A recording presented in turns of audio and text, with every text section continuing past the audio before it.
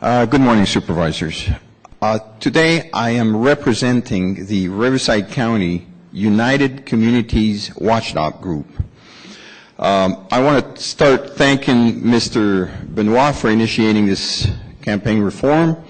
I also want to thank Mr. Stone here for saying this today, and as well, so back in 2008, asking for a greater campaign disclosure.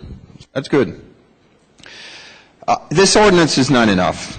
I worked with this with three other people, and we need 12 more sections added to it.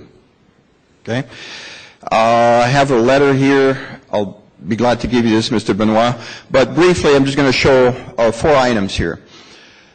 We want to change this so that there's no possibility of out-of-state donations. We want limits on personal and corporate donations, similar to what the state does for personal donations. No donations during pending contracts with the county. No donations from church, third parties, and front groups. Okay, but then I realize that this ordinance is not going to work at all after a review of this book called Practical Wisdom by Mr. Barry Schwartz. And it's about the right way to do the right thing. When things go wrong with institutions, we reach for 2 tools to fix them, just like we did for the courthouse steps issue before. We invent more rules or more detailed rules. We want tougher regulations. Or sometimes we come up with smart incentives for people to act right. We might give these guys hot dogs down the street so they could move over there and, not be in the way of the courthouse. But the book Practical Wisdom says that we will never succeed with human interactions by relying on rules and incentives. These methods tend to demoralize the people to which they're applied to. By demoralizing, the meaning is a little different here, is it removes the morality from your job. You just have to rely on the rules. But what most often happens is you skirt around them. So we don't need this ordinance. Instead, I would recommend, why don't you all get up, raise your right hand, and swear to us right now, we can say $15,000 right here, that you'll file electronically from now on. I'd be happy with that. We trusted to vote you in. Why don't you do that? Wouldn't that be simpler? So instead, we need people in charge that are people of good character, people who want to do the right thing, people who know how to figure out what the right thing is. Let me show you some examples here. For Mr. Stone's campaign here, we have a fundraiser at Mr. and Mrs. McFarland's house, mere steps away from Big Blue, the Scientology building in downtown LA. Why was that? Okay? Let me show you another example here. We have Miss Lucy Cole, a doctor from Florida. I guess the doctor business wasn't too good because she's now a real estate agent. Now she blasted an email to all her Scientology buddies to raise money for Mr. Stone. Well, maybe that's legal, but I personally think there's something fishy going on here. So I made a list of all of Mr. Stone's Senate campaign contributions. I went through all 500 donors one by one, and I found out that 34 of them are confirmed Scientologists. Well, again, it's not illegal from that standpoint. You can be a Scientologist and vote for Mr. Stone and donate to him. But, when you go through that list, you'll see that out of those donations, it all adds up to $50,000, okay? Now, that's really coming from a single interest group, and that's what I have a problem with, if you go through all that. Now, there's some that I'm not sure, like, what's this Bankers Insurance Company out of St. Petersburg donating to Mr. Stone? What's this Kinko company in Beverly Hills? I don't know. There's a little trucking company in Minneapolis that's donating to Mr. Stone. Do they really have the best interests of Riverside County here? I kind of doubt it.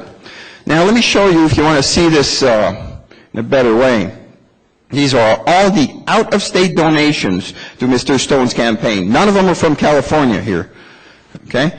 Let me show you this. It'll look even better. These are the Scientology donations for Mr. Stone. Only from Scientology, the total is $50,027. We have some interesting names here, like Mr. Fausto Attilano.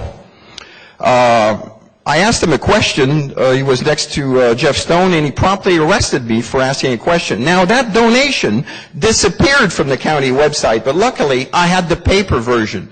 That's what's the problem with these strictly online things. We need the paper version also. And they should be published in the newspaper. How am I doing on time? Okay, I'll speed this up. Here's Bart Simpson from the Simpson Show donating to Mr. Stone. Nancy Cartwright, that's the voice of Bart Simpson. She filed on April 6th, and then it got filed officially, she paid on April 6th, it got filed on the 2nd of June, a few days before the elections. But guess what? It only appeared on the county website in March this year, almost a year later. Okay, well, you're fixing it. Well, that's a very serious problem here. That's the PDF file. Okay, and there's a lot more. So it turns out that a lot of them happen to be Scientologists. This is funny, isn't it?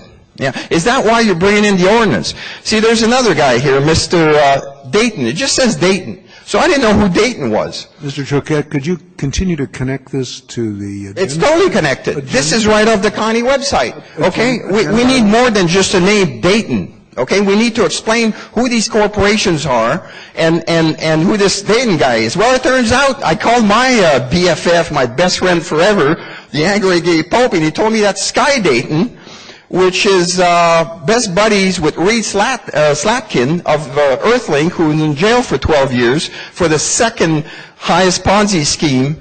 Mr. Choquette, if you could, Sure. you could conclude. I interrupted you somewhat, so I'll give you another few moments here to conclude.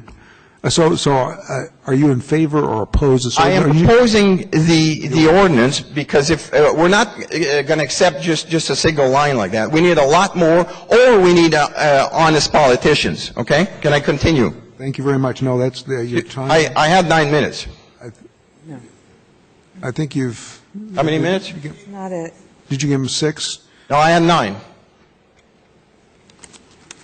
Well, raise your hands to those of who that helped me. Yeah. Okay. All right. Yeah, he did have 2. I would have had 12, but you chopped me off at 9, so I got 3 more minutes. Go ahead. You got Good. Thank you. Yeah. Say again? Go ahead. All right. Thanks. Let's look back at this pie chart to show you why this is important here. The other pie chart. Excuse me. So we have this Committee for Effective State Government. My God, that sounds good, doesn't it? Right? Well, that's from Pennsylvania. Well, it turns out that this is the same people as the law firm Buchanan, Ingersoll, and Rooney, who are the same people as Samuel Halhedef, who was Scientology's lawyer who tried to close a major road, the Gilman Springs Road in Riverside. So everything here is Scientology, even sometimes it doesn't look like it. So now, speaking of Fausto, that donation got removed from the county website, but there's another one that stayed from Melissa Lippert, $2,750. Well, who is she? Well, she's Fausto's partner. She also gave $1,000 to the sheriff, and that's highly illegal. Bail bonds people cannot donate to a sheriff. So a leader of good character will not do any of this.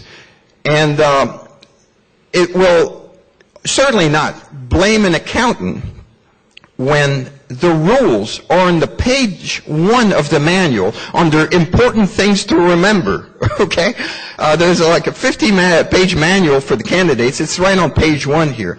So this is really about a single donation of $50,027 from a single special interest group.